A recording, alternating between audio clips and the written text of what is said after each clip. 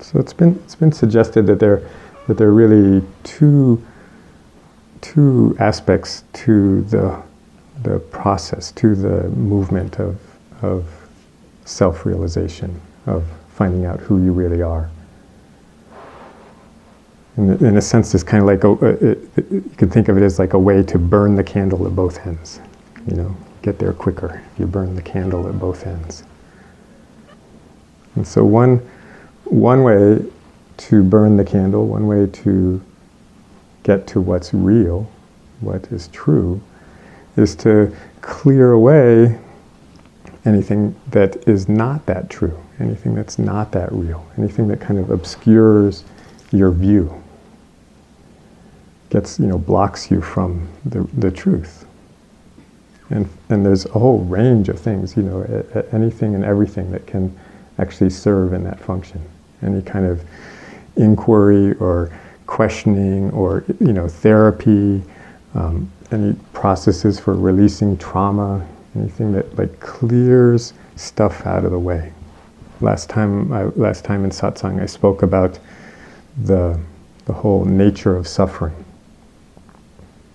and how suffering is actually one of those things that's not very real. It's just imagination.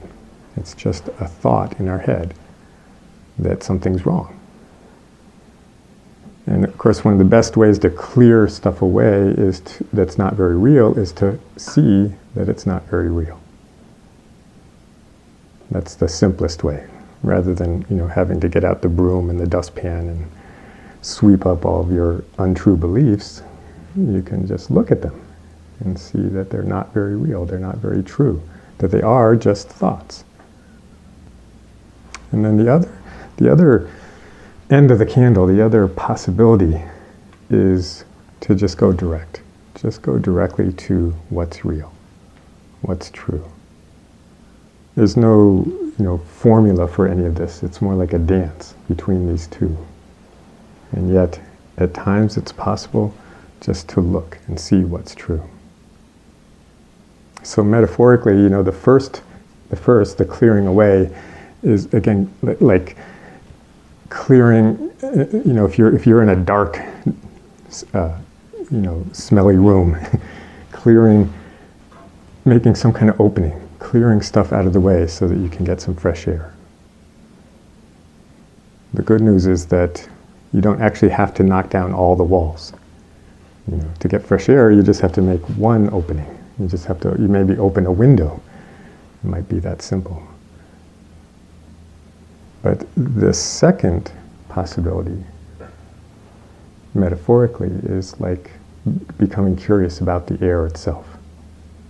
Just going directly to the question, what is real? What's true? Who am I? Those kinds of questions.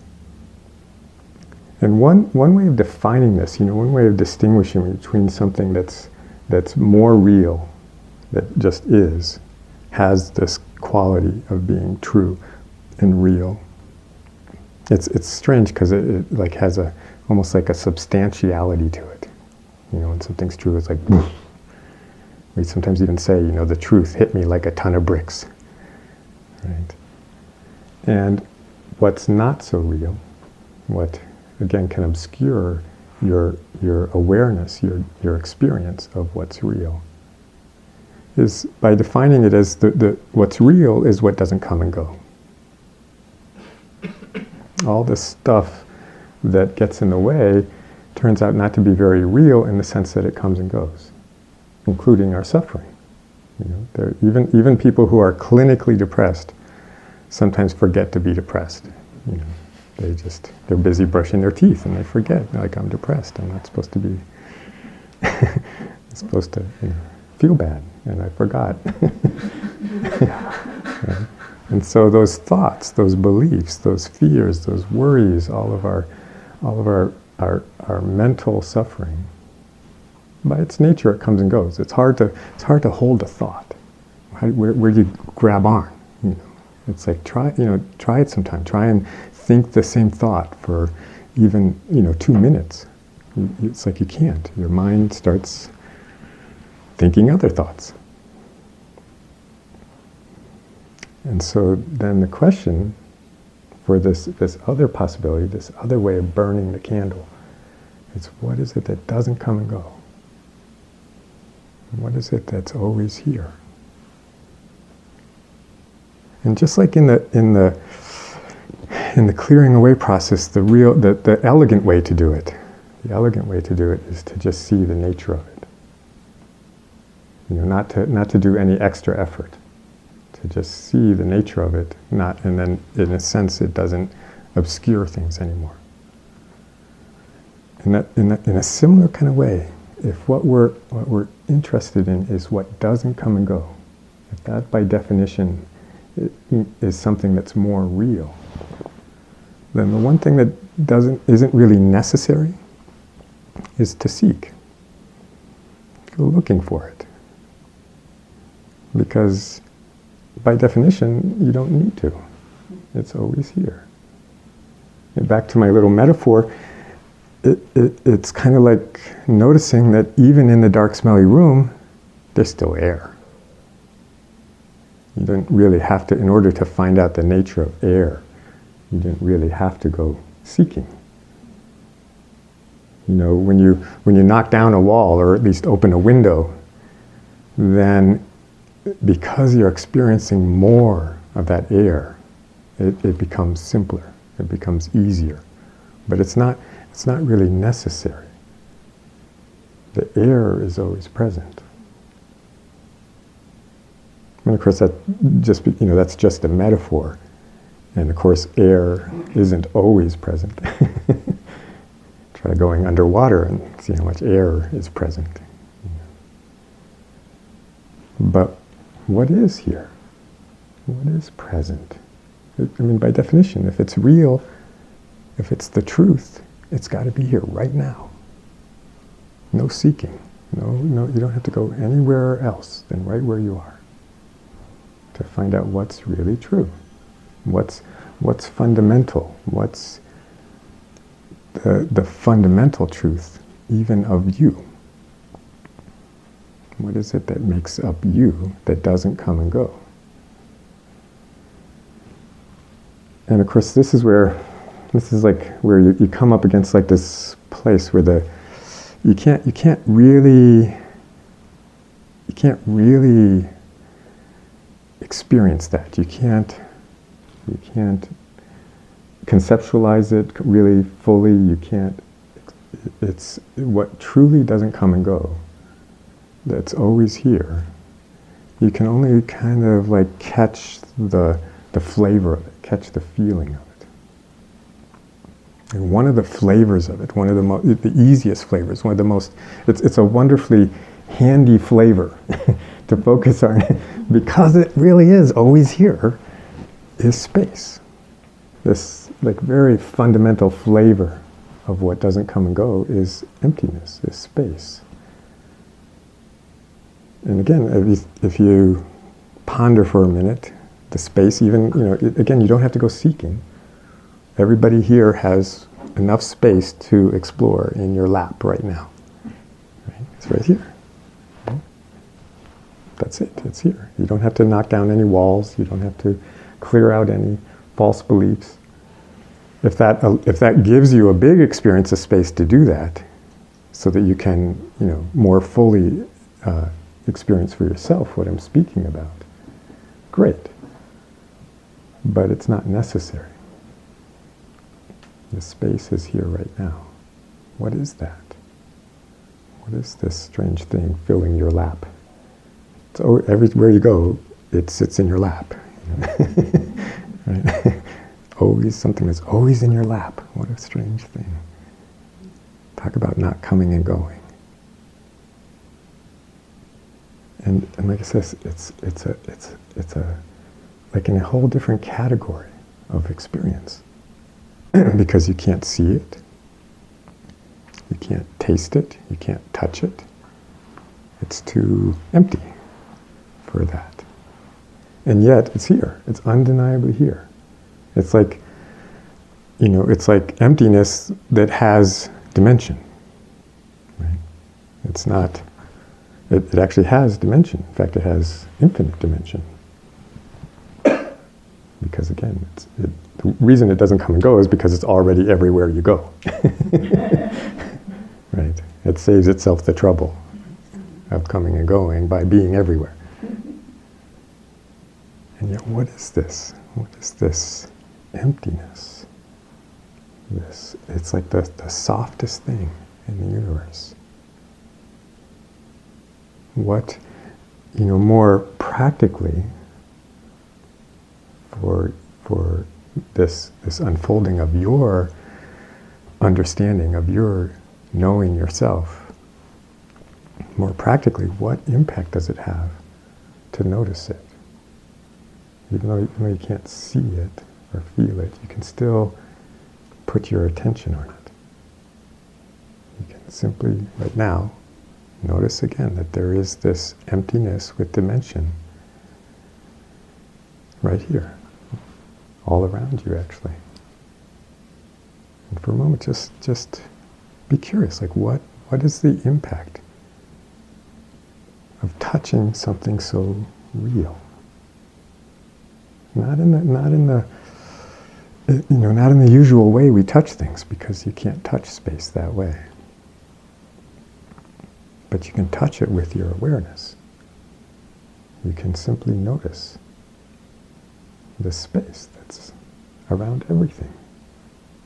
We talk about as a spiritual practice, the practice of letting things be, giving them space, surrendering, is in your song. And it's funny because all of those things, all of those deeper kind of spiritual experiences, practices, they actually aren't something you do, right? No one here has ever successfully actually done giving space. What do you use for a shovel? What do you use to spray things with space? There's no pump that will pump space onto something. So this allowing, this giving of space, if you want to use those words, again, it's not something you do. It's really much simpler than that. It's really just something that you notice.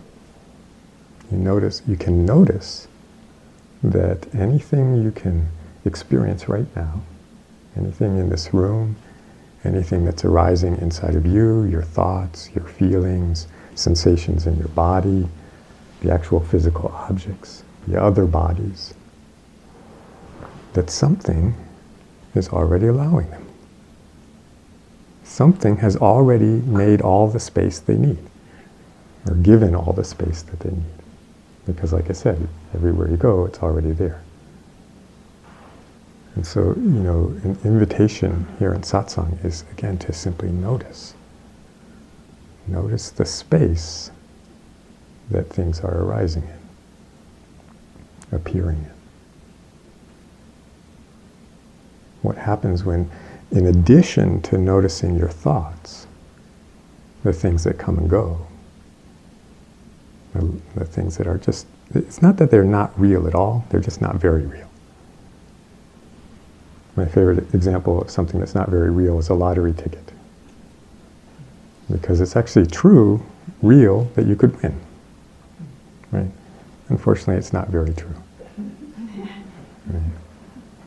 And so all your thoughts, all your dreams, all your wishes, all your fears, all your doubts, all your worries, they're just like, it's like having a big box of lottery tickets. Right? And every now and then you take one out and read the numbers and put it back. And yet, the whole time that we're involved with thoughts and feelings and desires and sensations and other bodies, other people, objects, sounds, there's also the space that they're appearing in. That doesn't come and go. No matter how many thoughts you have, there's always room for all of them. The space never puts up a barrier. Like I said, it's the softest thing in the universe. very sweet embrace, like in the song. To be held in the arms of space is to be held, given the gentlest hug you've ever been given. And it does that with everything. With your most profound thought, with your most petty, judgmental, mean thought that you've ever had. The space was just always holding it.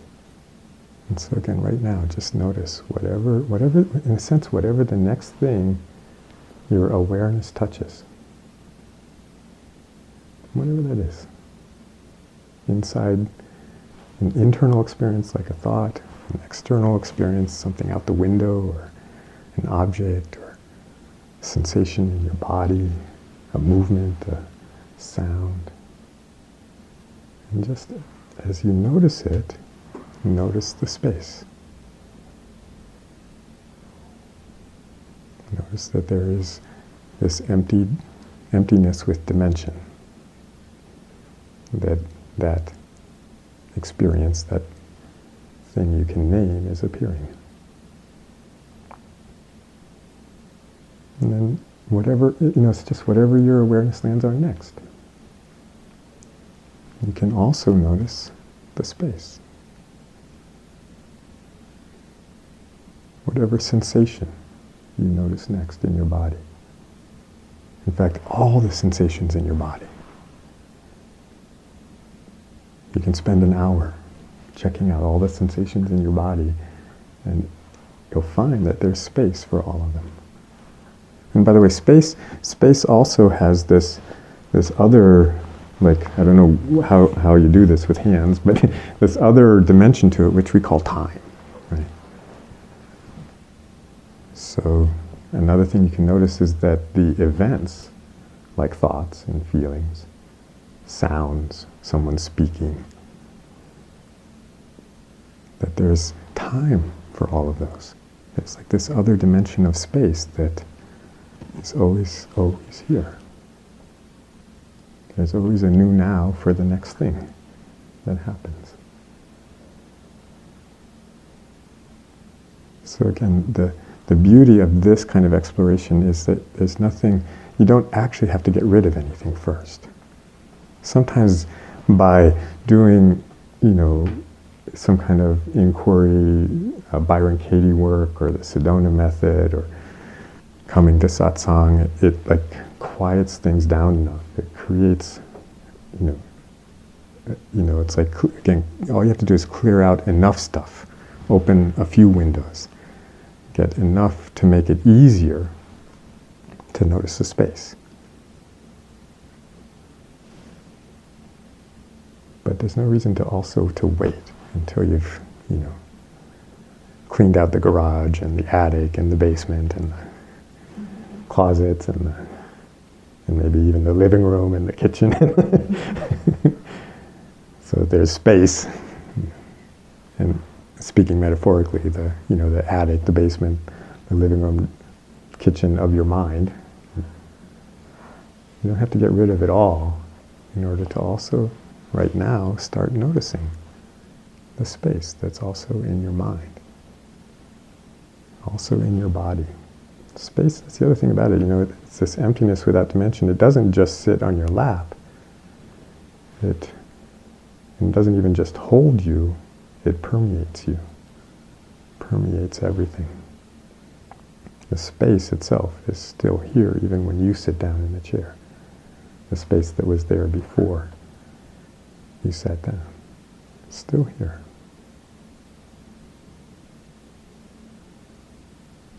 So I wanted to speak about this at the beginning like this, just as as an invitation to find out what happens, what it's like to give this very precious attention that we have, this very precious awareness, to give it to the space that's present right now, that's always present.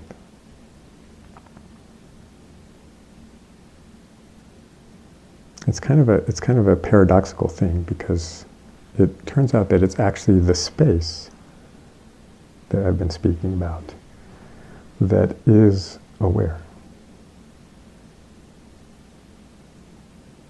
That's why when you kind of try to find what is it that is thinking or noticing or experiencing your own thoughts, you come up against nothing. You go, well, there's nothing back there. Because that's right, it's nothing, it's space. It's this emptiness with dimension that is hearing these words right now.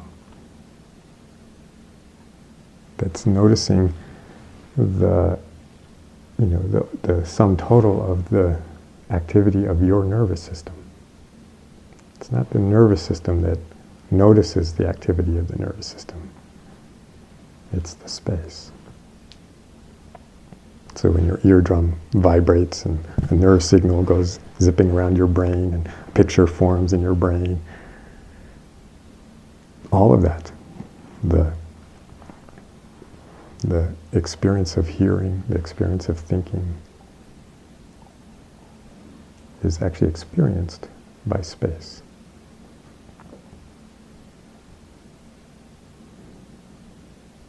But don't worry that's kind of, that one's a little bit spacey. You can get there just by experiencing space itself.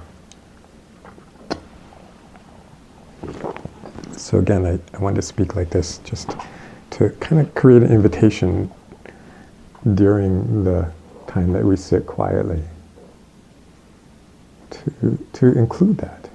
It's just an invitation. It's just a possibility to take a little time to notice the space. The good news is now you can just relax about having to do a meditation, and do it right. Sit the right way, stop your thoughts, breathe the right way. It doesn't matter. This time of physically being quiet is really just dedicated to noticing space. It's even okay for this kind of, if you want to call it that, meditation, to leave your eyes open. Or even just leave them open a little bit. Just keep a little bit of your eyes open. Somehow easier, because again, it's this emptiness with dimensionality. It can sometimes be easier at first to contact the sense of space with your eyes open. Because it's so obvious. There's space all around this chair, under it, in it, above it, behind it. Space actually, strangely enough, goes right through that wall, all the way to infinity, right through that ceiling and roof, all the way to infinity. But you don't have to experience or bite off a great big chunk of space. You can just, for the purposes of this kind of exploration, of tasting of the real, you can just notice the simple, ordinary space around your feet, around your elbows, your teeth, your feelings, the energies moving in you and in the room.